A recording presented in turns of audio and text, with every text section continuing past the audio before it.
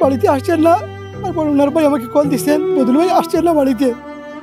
একজন মানুষ যিনি সারাটা দিন কাটিয়েছেন হিসেবের খাতায়, ঋণের দস্তখত আর মানুষের মুখের আশা নির্ভরতায়। অফিস শেষে ক্লান্ত শরীরটা যখন বাড়ির পথ ধরেছিল, কে জানতো সে যাত্রা হবে শেষ যাত্রা। বদরুল ইসলাম একজন ব্যাংক কর্মকর্তা, একজন ভাই, একজন আদর্শ কর্মচারী। রোববার বিকেল 5টার দিকে সিলেট জকিগঞ্জ আঞ্চলিক মহাসড়কে নিয়ন্ত্রণ হারিয়ে খাদে পড়ে যায় যে যাত্রীবাহী বাসটি, সেই বাসেই ছিলেন তিনি। বাসটি ছিল গেট লক। বেপরোয়া গতি নিয়ে ওভারটেক করতে গিয়ে হারিয়ে গেল সবকিছু, রাস্তা, ভারসাম্য, জীবন।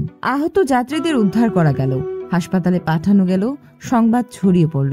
কিন্তু সন্ধ্যার পর যখন স্বজনেরা খোঁজ পেল না বদরুলের, তখন আর অপেক্ষা নয়, শুরু হলো নীরব হাহাকার। রাত 10টা, স্বজনেরা আসলেন, স্থানীয়রা আলো জ্বালালেন, ডাক পড়ল ফায়ার সার্ভিসে। রাত 11টায় বাসের নিচ থেকে তোলা হলো তার নিথুর দেহ। 6 ঘন্টা একা নীরবে চাপা পড়ে থাকা এক মানব জীবনের শেষ অধ্যায়। সোমবার বাদ আসর চারখাই বাজার কেন্দ্রীয় জামে মসজিদের মাঠে অনুষ্ঠিত হয় তার জানাজা। শত শত মানুষ উপস্থিত। কেউ চোখ মুছছেন, কেউ চুপচাপ দাঁড়িয়ে, কেউ ফুঁপিয়ে কাঁদছিলেন। আসরের 10-15 মিনিট আগে ওনার ব্যাংক থেকে বার হয়েছেন, কর্মস্থল থেকে বাড়িতে আসার মধ্যে গোলাপগঞ্জ আসছেন। গোলাপগঞ্জ থেকে সিলেট থেকে ছেড়ে আসা গেটলক বাসের মধ্যে উঠেন, চারখাই স্টেশনে আসবেন। টিকরপাড়া নামক পূর্ব স্থানে আসার পরেই গেটলক বাসটি খাদে পড়ে যায়। সন্ধ্যার আগে অথবা আসার পরে ব্যাংক শেষ করে চারখাই আসেন, গিয়ে খরচ করে নেশার পরে বাড়িতে চলে আসে। এরকমই তার সারা জীবনই চলছে। বাড়িতে আসছেন না। তারপর ওনার ভাই আমাকে কল দিচ্ছেন, বদরুল ভাই আসছেন না বাড়িতে। আমরা খবর লইছি, টিকরাত ফোন দিছি, শামিল সাহেব, তারপর নাজমুন, আরো অনেকের ফোন দিছি। দিয়া জানতাম চাইছি যে টিকরা যে গাড়িটা অ্যাক্সিডেন্ট করছে, ওই গাড়িতে কি আমাদের বদরুল ভাই আসছিলেন। ওনারা কেউ বোঝেন না। আমরা তো গাড়ি থেকে লোক বাইর করছি, করিয়া বিভিন্নখানে পাঠাইয়া দিছি, কিন্তু বদরুল ভাই তো গাড়িতে ছিলেন না। ওনাকে তো আমরা চিনি, উনি আসতেছেন না। রাত প্রায় 10:30 11টা নাগাদ আমরা ওনাকে কল দিচ্ছি, ওনার ফোন যাচ্ছে না। তারপর ওনাকে অফিসের নাম্বারে কল দিচ্ছি, তাও কল যাচ্ছে না। চতুর্দিকে খোঁজ লেগে ওনার কোনো খবর না পেয়ে যে জায়গায় স্পটে ঘটনা ঘটছে টিকরপাড়া, ওই ঘটনাস্থল নামে যাচ্ছি এবং আমাদের মনে হচ্ছে যে আমরা দারাপুর হসপিটাল যাবো খোঁজার জন্য। ঘটনাস্থলে যাওয়ার পর আমরা অনেককে জিজ্ঞাসা করছি। বদরুল ভাইকে, টিকরপাড়া সোনালী ব্যাংকের ম্যানেজার, বদরুল ভাই আপনাকে চিনেন? জি আমরা চিনি, কিন্তু ওনাকে দেখছেন? কেউ বলে না, ওনাকে তো আমরা খুঁজে পাই নাই, দেখি নাই। তারপর ওখানে 2জন মুরব্বী চাচা ছিলেন, ওনারা বলছে যে এখন গাড়ি আইছে, ক্যাঙ্কারে গাড়ি এই বাসটা তুলছে, তাহলে বাসটা তোলার পর দেখি ওই নিচে কোনো কিছু পাওয়া যায় কিনা। খাদের নিচে গিয়ে আমরা খোঁজাই আমরা একটা হাত দেখছি উপরের দিকে। যে হাতটা দেখছি, আমার ছোটো ভাই লাইট দিয়ে দেখছে একটা হাত দেখে ওই একটা লোক দেখাছে এখানে। তখন আমরা কইছি, তো আমরা দেখি ওখানে কোন লোকটা পাওয়া যায়। তখন আমরা লাশটা খান্দাত গেছি, গিয়ে টান মারি দেখছি আমাদের চাচাতো ভাই।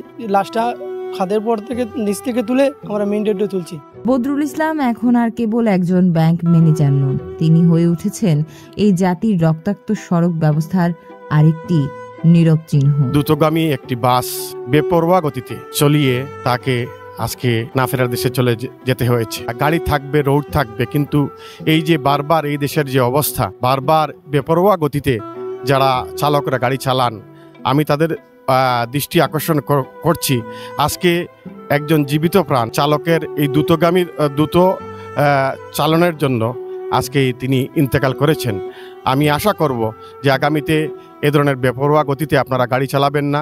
রোড অ্যাক্সিডেন্টগুলা বড় মারাত্মক এবং ইদানিং বেশ কিছু রোড অ্যাক্সিডেন্ট আমাদের সিলেট টু জকিগঞ্জ, সিলেট টু বিয়ানীবাজার এগুলাতে হইতেছে অহরহ। এগুলা কার দোষ, সিএনজির দোষ না বাস ড্রাইভারের দোষ, এটা আমাদের দ্বারা বলা সম্ভব নয়। বদরুল ইসলাম সোনালী ব্যাংকের চারখাই, আলীনগর সহ বহু শাখায় দায়িত্ব পালন করেছেন নিষ্ঠা আর সততার সঙ্গে। তিনি ছিলেন আলীনগর ইউনিয়নের খলা গ্রামের সন্তান রুহুম আব্দুল খালিকের ছেলে। তার মৃত্যুতে শুধু একটি পরিবার নয়, কেঁদে উঠেছে একটি সমাজ।